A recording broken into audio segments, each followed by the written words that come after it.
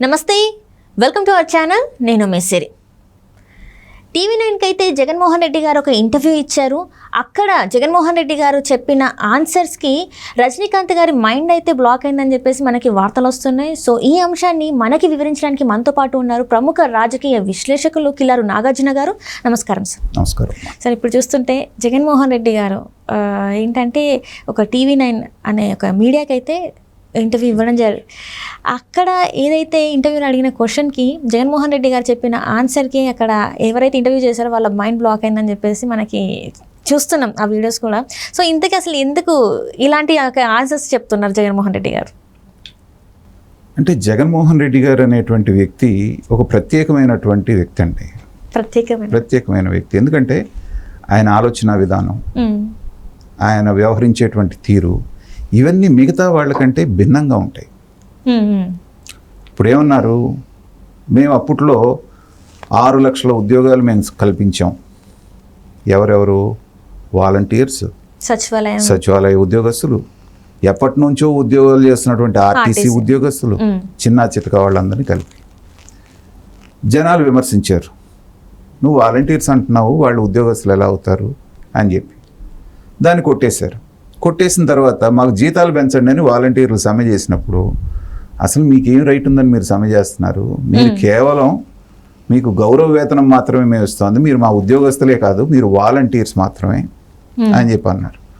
ఆ మాట అంటే ఆ 1,00,000 మంది 1,50,000 మంది ఎగిరిపోయినట్టేగా. మీకు 2 లక్షల మంది ఎవరైతే వాలంటీర్స్ ఉన్నారు ఆ ఉద్యోగాలు. అంటే ఆయనకు అనుకూలంగా ఎక్కడ లెక్క చెప్పాలో అక్కడ లెక్క చెప్పడం, ట్విస్ట్ చేయడం అనేటువంటిది జగన్మోహన్ రెడ్డి గారికి వెన్నతో పెట్టినటువంటి విద్య.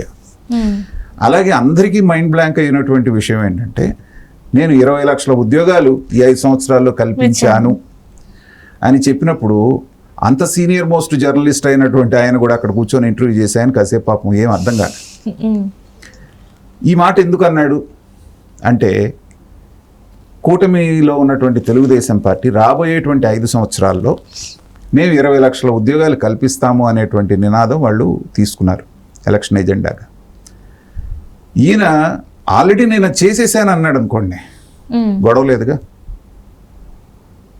ఏం ఉద్యోగాలు ఇచ్చారు అనేటువంటిది కూడా అక్కడ మ్యాటర్స్.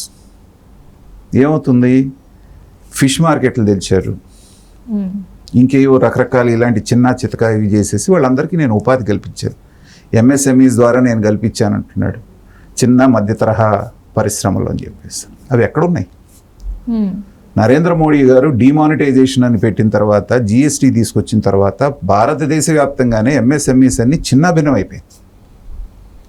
మామూలుగా ఉన్నటువంటి ఉపాధి కల్పించేటువంటి దాంట్లో 60% నుంచి 65% ప్రజలకు ఉపాధి కల్పించేది MSMEసే, చిన్న మధ్య తరహా పరిశ్రమలు. ఈ డిమానిటైజేషను, GST దెబ్బకి అవి ఎప్పుడైతే పోయినాయో అసలు మన రాష్ట్రంలో ఎక్కడున్నాయి? మీరు వచ్చిన తర్వాత ఎన్ని MSMEs వచ్చినాయి? దానికి ఏమైనా లెక్క ఉందా? నేను దాని ద్వారా తెచ్చా, దీని ద్వారా చెప్పాను. 20 లక్షలని కాకి లెక్కలు చెప్పేటప్పటికి నిజంగానే ఆయన కంగు తిన్నారు. అలాంటిది ఒకటే కాదమ్మా, ఆ ఇంటర్వ్యూ కనుక చూస్తే చాలా రకాలైనటువంటి భావాలు జగన్మోహన్ రెడ్డి గారివి ఆశ్చర్యకరమైనటువంటి బయటకు వచ్చినాయి. షర్మిల గారికి మీరు పదవి ఎందుకు ఇవ్వలేదంటే, ఒక కుటుంబం నుంచి ఒక జనరేషన్లో ఒకరు మాత్రమే ఉండాలంట. అంటే మీ నాన్నగారిది మీరెందుకు తీసుకున్నారంటే జనరేషన్ మారిపోయింది కదా అని చెప్పొచ్చు. మరి బొత్స గారి ఫ్యామిలీలో 4-5 టికెట్లు ఇచ్చారు కదా, పెద్దిరెడ్డి ఫ్యామిలీలో కూడా ఇచ్చారు కదా, మరి అది వేరే ఫ్యామిలీలో, మా ఫ్యామిలీలో కాదుగా. అంటే ఈయన రాష్ట్ర అధినేత కదా, రాష్ట్రాన్ని పాలించేటువంటి వాళ్ళు పార్టీ అధినేతల్లో అది ఉండకూడదు ఆయన చెప్పే భాష్యం. మరి రాజశేఖర రెడ్డి గారు పనిచేస్తున్నప్పుడే, రాజశేఖర రెడ్డి గారు చీఫ్ మినిస్టర్గా ఉన్నప్పుడే వాళ్ళ తమ్ముడు MP. ఆ తమ్ముడిని రాజీనామా చేస్తావా లేదని కొట్టి మరి చిన్నాన్ని నువ్వు MP పదవి కావాలన్నప్పుడు సోనియా గాంధీ గారు అడ్డం పడ్డారు. తర్వాత మళ్ళీ నువ్వు MP అయ్యావు, చక్రం తిప్పావు. మరి అప్పుడు దాన్ని నెపోటిజం అన్నారు. నెపోటిజం అంటే అర్థం ఏంటి? తండ్రి దగ్గర నుంచి వారసత్వంగా వచ్చేదాన్ని నెపోటిజం అంటారు. అంతేగాని అన్న తీసుకొచ్చి చెల్లిని తీసుకొస్తే దాన్ని నెపోటిజం అంటారా?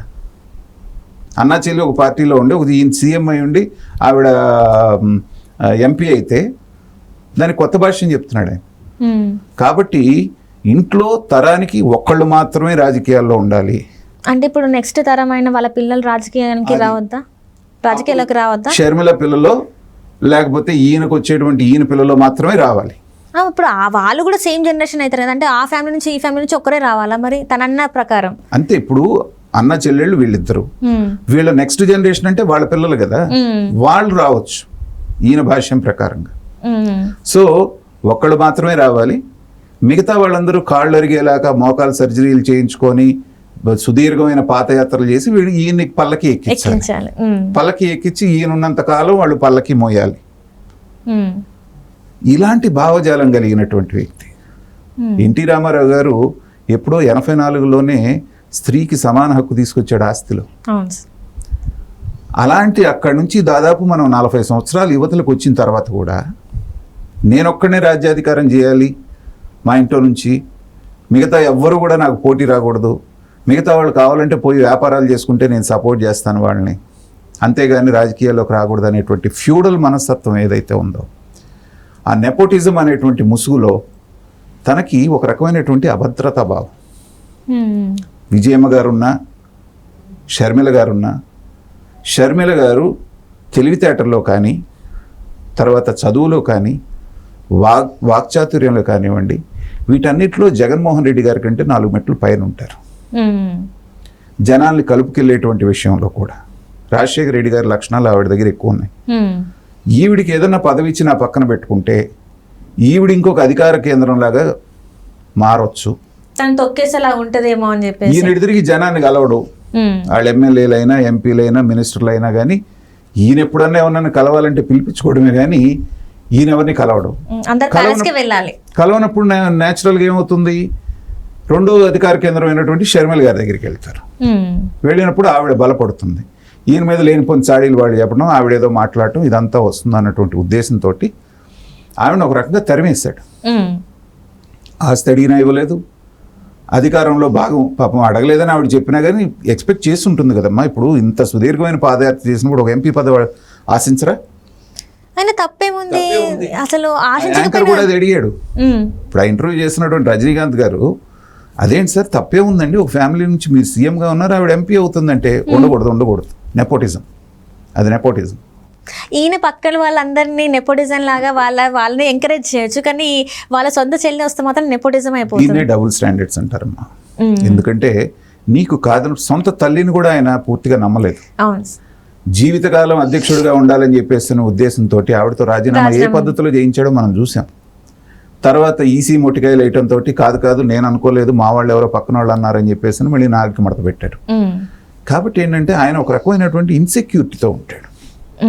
తర్వాత మీరు ఇంటర్వ్యూ చేసేటప్పుడు ఒక మనిషిని ఎప్పుడైనా గమనించండి, అతను మాట్లాడేటప్పుడు అతని బాడీ లాంగ్వేజ్ గమనించాలి మీరు. ఎదుటి వ్యక్తి ఎవరైతే అడుగుతున్నారో వాళ్ళ కళ్ళల్లోకి సూటిగా చూసి మాట్లాడుతున్నాడు అంటే ఏంటంటే ఆయనకి ఏ రకమైనటువంటి దాపరికాలు లేవు, అతను ఏ రకమైనటువంటి అబద్ధం ఆడకుండా నిజమే చెప్తున్నాడు అనేటువంటిది అక్కడ ప్రస్ఫుటం అవుతుంది. జగన్మోహన్ రెడ్డి గారు ఏ ఇంటర్వ్యూలో అన్నా చేసి ఆయన మొహంకు చూడ్డు, ఒక 5 సెకండ్లు చూస్తే మిగతా టైం అంతా పక్కకన్నా చూస్తాడు, పైకన్నా చూస్తాడు, కిందకన్నా చూస్తూ ఉంటాడు. ఆ బాడీ లాంగ్వేజ్ని బట్టి ఏంటంటే కొంచెం సైకాలజీ తెలిసిన ఎవరికైనా కూడా ఇతను చాలా అభద్రతా భావంతో ఉన్నాడు అనేటువంటిది అర్థమవుతుంది. ఆ అభద్రతా భావం నుంచి ఏంటంటే ఎవరిని నమ్మలేనటువంటి పరిస్థితి, ఇంకా తన సొంత మనుషులను కూడా నమ్మలేనటువంటి పరిస్థితుల్లోకి జగన్మోహన్ రెడ్డి గారు వెళ్ళిపోయారు. అది ఒక రకంగా ఆయనకే ప్రమాదం. ఎందుకంటే రాజకీయ నాయకుడు అనేటువంటి వాడు 10 మందిని కలుపుకెళ్ళేటట్టు ఉండాలి. ఎవరైనా ఎదురు తిరుగుతున్నా లేకపోతే అసంతృప్తితో ఉన్నా దగ్గరికి పిలిచి బొజ్జగించేటువంటి శక్తి సామర్థ్యాలు ఉండాలే కానీ మనుషులను దూరం చేసుకుంటూ పోతే చివరికి మీరు ఒక్కళ్ళే మిగులుతారు. జగన్మోహన్ రెడ్డి గారి విషయంలో కూడా అదే జరుగుతుంది అనేటువంటిది ఆయన ఏ ఇంటర్వ్యూ ఇచ్చినప్పుడు టైమ్స్ నోకి ఇంటర్వ్యూ ఇచ్చారు, ఆవిడ దగ్గర కూడా ఇదే మాట మాట్లాడారు. షర్మిలకి ఇవ్వడానికి లేదు, ఒక్కళ్ళకే ఉండాలంటే ఆవిడ బిత్తరపోయింది. ఏం మాట్లాడుతున్నారు మీరు అన్న.